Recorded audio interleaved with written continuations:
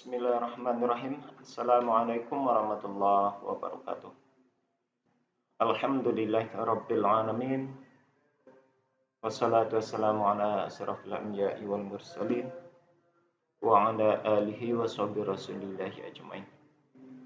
Rabbi shrah li sadri wa yassir li amri wahlul 'uqdatam min lisani yafqahu qawli. Alhamdulillah, puji syukur kita ucapkan kehadirat Allah Subhanahu wa taala. Allah yang Maha Pengasih lagi Maha Penyayang, yang Maha Esa, yang Maha Ahad, yang Maha Tunggal, yang tidak beranak dan tidak diperanakkan, lam yalid wa lam yulad, dan tidak ada yang serupa dengannya, laisa kamitslihi syai'.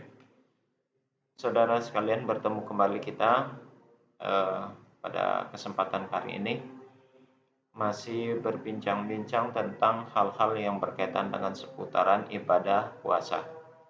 Ini sudah hari yang ke-10 kita melaksanakan ibadah saum Ramadan tahun 1443 Hijriah atau tahun 2022 Masehi. Jadi sudah 10 hari, ini masuk ke 10 hari ke-10 gitu maksudnya. Jadi sudah 9 hari kita lewati ibadah Ramadan yang kita laksanakan atau puasa gitu ya. Baik di saum Ramadan di siang hari maupun qiyamul lail di malam harinya. Tentunya dibarengi dengan ibadah-ibadah sunnah lain. Ya, saudara, hal yang akan kita bicarakan pada kesempatan kali ini masih berkaitan kepada hal-hal yang dimakruhkan di dalam bagi seseorang yang sedang melaksanakan ibadah puasa. Ya. Pada pertemuan video yang sebelumnya sudah tiga mazhab ya yang sudah kita bicarakan berkaitan dengan hal-hal yang dimakruhkan dari mazhabnya Imam Hanafi, Imam Maliki, dan Imam Syafi'i. Ya, satu lagi ini mazhab terakhir yaitu mazhab yang keempat, yakni Imam Hambali. Ya. Mazhab Imam Hambali menjelaskan tentang hal-hal yang dimakruhkan bagi seseorang dalam menjalankan ibadah puasa. Nah, jadi nanti silakan diperbandingkan dengan mazhab-mazhab yang sebelumnya, yakni mazhab Hanafi, mazhab Maliki, mazhab Syafi'i. Nah, nanti diperbandingkan dengan mazhab Hambali. Di mana titik persamaan dan di mana titik perbedaan mereka masing-masing di dalam menghukum makruh terhadap suatu perbuatan terhadap orang yang sedang melaksanakan ibadah puasa. Gitu ya. Di dalam mazhabnya Imam Hambali ini ada beberapa hal yang dipandang makruh. Sebagian besar sama dengan beberapa pendapat para imam mazhab sebelumnya, ya, karena memang hal yang makruh ini pada dasarnya tidak terlalu jauh perbedaannya. Ya, hal yang dimakruhkan dalam mazhab Imam Hambali yang pertama adalah mengumpulkan air liur di dalam mulut kemudian ditelan. Ya. Dalam hal ini menurut mazhab Hambali hal tersebut juga dimakruhkan, makruh hukumnya, dan dia bisa membatalkan ketika air liur itu terlepas dari dirinya, dari sumbernya, begitu ya. Karena air liur itu dalam mazhab ini sama seperti mazhab Hanafi, dia menganggap menelan air liur itu dapat mengurangi rasa membasahi tenggorokan, lalu dianggap itu mengurangi kualitas dan kadar daripada ibadah puasa yang dilakukan oleh seseorang. Namun kalau dalam mazhab yang sebelumnya seperti mazhabnya Imam Syafi'i ini dia tidak mengkategorikan itu sesuatu yang makruh. Tapi kalau dalam mazhab Hanafi dan Hambali ini terhitung dia sesuatu yang makruh begitu ya. Yang pertama. Lalu yang kedua, di dalam mazhab Hambali ini berkumur-kumur dan beristinsak. Ini sama seperti apa yang dinyatakan oleh eh, Imam Syafi'i kemarin dan Imam Maliki ya. Imam Maliki, orang yang berwudu, orang yang berkumur-kumur, menurut mazhab Imam Maliki kemarin bahwasanya dia makruh untuk melakukan kumur-kumur ya, berkumur-kumur ataupun istinsak. Jadi sedangkan di dalam mazhabnya Hanafi, berkumur-kumur tidak masalah. Tidak makruh hukumnya. Sedangkan Imam Maliki, Imam Syafi'i dan Imam Hambali dia menghukum makruh ketika berkumur-kumur. Bahkan kata Imam Syafi'i kemarin, bersiwak. Nah, bersiwak itu termasuk hal yang makruh. Sedangkan dalam mazhabnya Imam Hanafi, bersiwak itu tidak makruh. Ya, boleh-boleh saja. Bahkan di waktu sudah senja pun tidak menjadikan hukum makruh. Catatan dia dapat menahan dirinya atau kadar puasanya itu dari sesuatu yang membatalkan, tidak tertelan lah bahasanya itu begitu. Tapi kalau dalam mazhabnya Imam Maliki kemarin dan Imam Syafi'i, menghukum makruh hukumnya ketika seseorang baik itu berkumur-kumur, apatah lagi bersiwak atau menggosok gigi pada waktu setelah ba'da zuhur atau setelah waktu sholat zuhur ke atas gitu ya. Itu menghukum makruh. Dan di dalam mazhabnya Hambali, berkumur-kumur dan beristinsak itu kembali hukumnya makruh. Ya, jadi ada 3 mazhab yang memakruhkan orang berkumur-kumur di dalam menjalankan ibadah puasa. Termasuk juga bersiwak di dalam hal ini. Bersiwak atau menggosok gigi dalam mazhabnya Imam Maliki, mazhabnya Imam Syafi'i, dan mazhabnya Imam Hambali itu hukumnya makruh. Hanya satu mazhab saja yang mengatakan hukumnya tidak makruh, bahkan dibolehkan, yakni Imam Hanafi ya. Kalau yang 3 tadi hukumnya dimakruhkan begitu. Yang menjadi dalil pada dasarnya apa yang dinyatakan oleh Nabi dalam sebuah hadisnya, wa balik fi istinsaki illa an takuna shaiman. Hiruplah air dengan hidung dalam-dalam kecuali kamu sedang berpuasa. Nah, jadi istinsak itu yang biasanya dipakai atau dilaksanakan ketika kita sedang melaksanakan wudhu gitu ya, berwudhu ketika akan melaksanakan sholat, maka seseorang dianjurkan untuk beristinsak ya, kecuali dalam keadaan berpuasa begitu. Ini yang dijadikan dalil bagi 3 mazhab ya, 3 mazhab Imam Maliki, Imam Syafi'i dan Imam Hambali yang menghukum yang jatuhnya hukum makruh kepada orang berkumur-kumur dan istinsak ya ketika dalam kondisi berpuasa gitu ya. Itu yang dikatakan dalilnya, wa balik fil istinsaki illa an takuna shaiman. Ya, itu jadi dalil utama. Namun menurut Imam Hambali, hukum makruhnya ini ketika seseorang melaksanakan kumur-kumur atau berkumur-kumur tadi atau istinsak tadi, dia berpuasa tapi tetap melaksanakan itu. Hal tersebut tidak dianggap membatalkan puasa, catatan selagi dia tidak menelan atau tidak menyampaikan air itu kepada tenggorokannya. Tapi bila ada air yang tersampaikan kepada tenggorokan meskipun sedikit, maka di situ memandang hukum puasa itu sudah menjadi batal. Sudah batal lah jatuhnya pelaksanaan ibadah puasa yang dia lakukan. Nah, itu hal yang kedua yang dimakruhkan dalam mazhabnya Imam Hambali pada saat seseorang sedang melaksanakan ibadah puasa.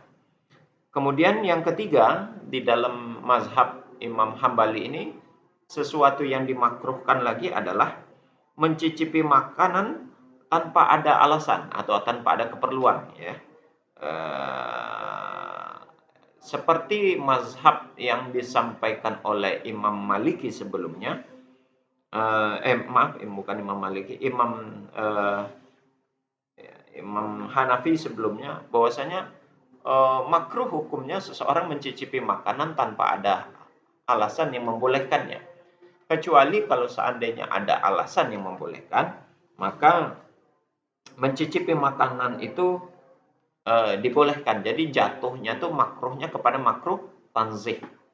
Beda halnya dengan pendapat Imam Syafi'i. Imam Syafi'i mengatakan mau ada alasan atau tidak, ataupun ada arjen atau tidak, hukum mencicipi hidangan atau makanan itu hukumnya adalah makruh tahrim, makruh mendekati kepada keharaman. Sedangkan pendapat Imam Hambali memandang makruhnya itu mendekati kepada, boleh mendekati kepada tanzih. Makruhnya makruh tanzih kalau seandainya ada urgent, ada keperluan ataupun ada sesuatu yang bisa menjadi alasan seseorang itu untuk melakukan atau mencicipi hidangan ataupun masakan tersebut.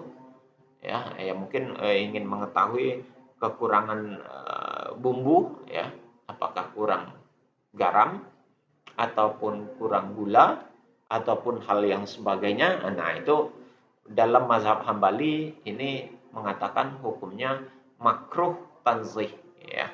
Jadi ada perbedaan antara Imam Syafi'i dan Imam Hambali dan Imam Abu Hanifah. Imam Abu Hanifah dan Imam Hambali sepakat hukum mencicipi makanan itu adalah makruh tanzih. Sedangkan dalam Imam Syafi'i mengatakan hukum mencicipi makanan itu hukumnya adalah makruh tahrim, ya, makruh mendekati haram. Kalau makruh tanzih itu makruh yang mendekati kepada pembolehan atau boleh, begitu ya. Nah, itu yang perbedaannya lagi. Kemudian yang berikutnya, hal yang dimakruhkan adalah mengunyah sesuatu makanan. Bukan makanan saja sih. Pokoknya mengunyah sesuatu yang pada akhirnya dapat mengumpulkan air liur untuk ditelan. Nah, bisa saja mengunyah sesuatu yang plastik kah, karet kah, yang pada akhirnya dengan mengunyah itu bukan maksud menelan plastiknya atau karetnya, tapi dengan mengunyah itu terjadi mengumpulkan air liur lalu untuk ditelan. Nah, itu makruh. Bahkan itu bisa menuju kepada haram, ya. Makruhnya makruh tahrim. Bahkan hal itu rawan kepada pembatalan ibadah puasa yang dilakukan. Itu dalam mazhabnya Imam Hambali, ya. Jadi hindari itu untuk mengunyah apapun itu walaupun dia tidak berasa. Walaupun tidak ada sesuatu yang dikunyah itu tidak memiliki rasa. Nah, itu saudara, ya. Jadi tidak memiliki rasa itu dianggap makruhnya menuju kepada haram, makruh tahrim, begitu saudara, ya. Kemudian yang berikutnya bercumbu ataupun ya entah itu mencium pasangannya, memeluk, membelai dengan diiringi syahwat, ya, dengan diiringi syahwat. Jadi suami istri yang bercumbu, entah itu menciumnya, entah itu memeluknya, entah itu membelainya, dengan sengaja, dengan hadirnya ada birahi ataupun syahwat, maka hal itu makruh kepada makruh tahrim. Makruhnya mendekati kepada makruh haram. Sebaiknya dihindari, ya. Hal ini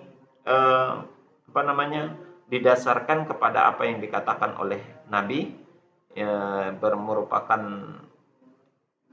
hadis yang disampaikan oleh Aisyah radhiyallahu an.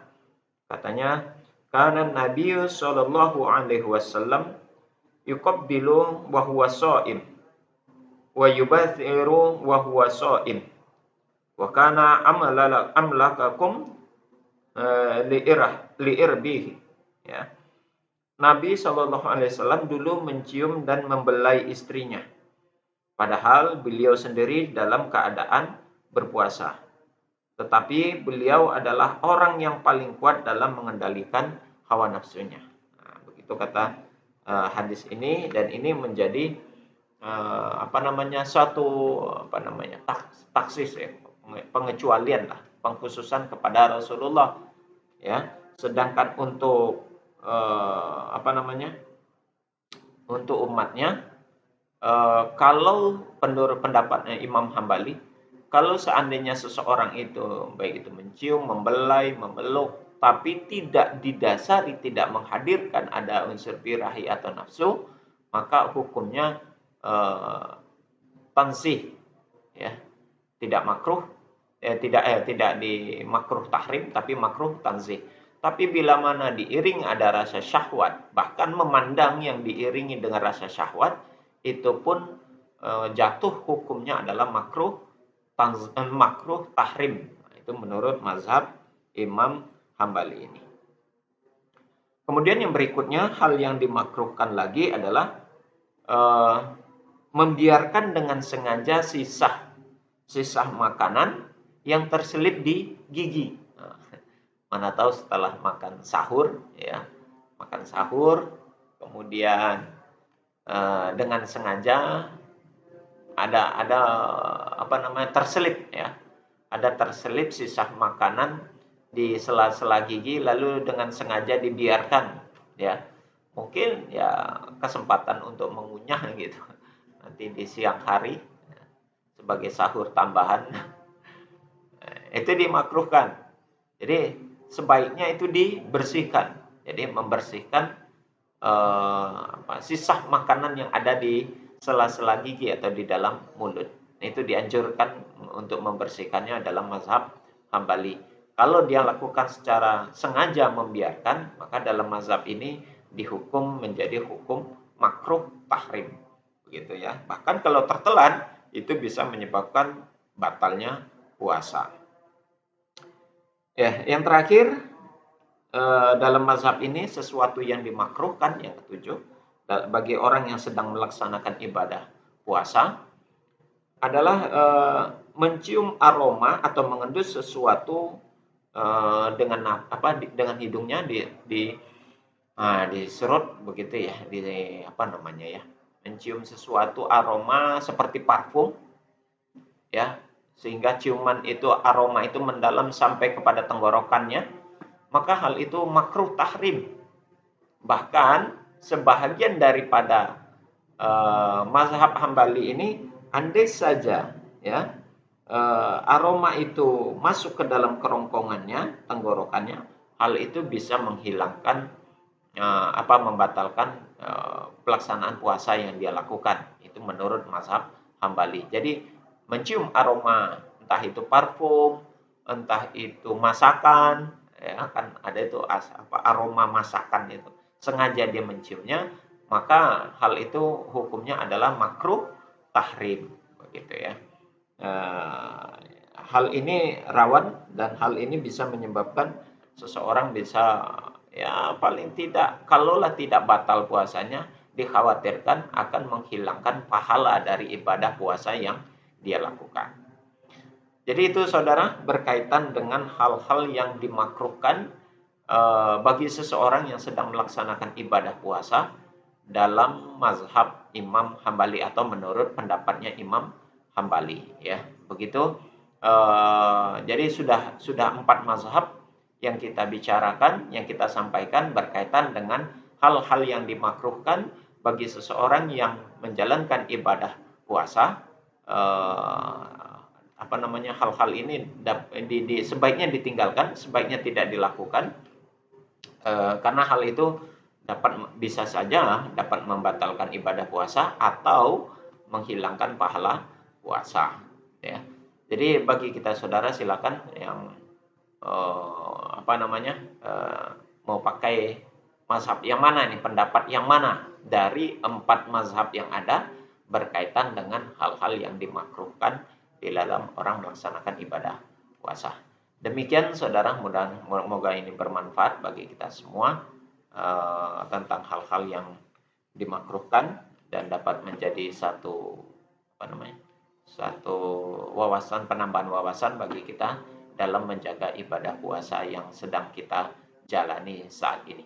Demikian, semoga bermanfaat. Kita tutup dengan kafaratul majelis. Subhanakallahumma wa bihamdik, asyhadu an la ilaha illa anta, astaghfiruka wa atubu ilaik. Assalamualaikum warahmatullahi wabarakatuh.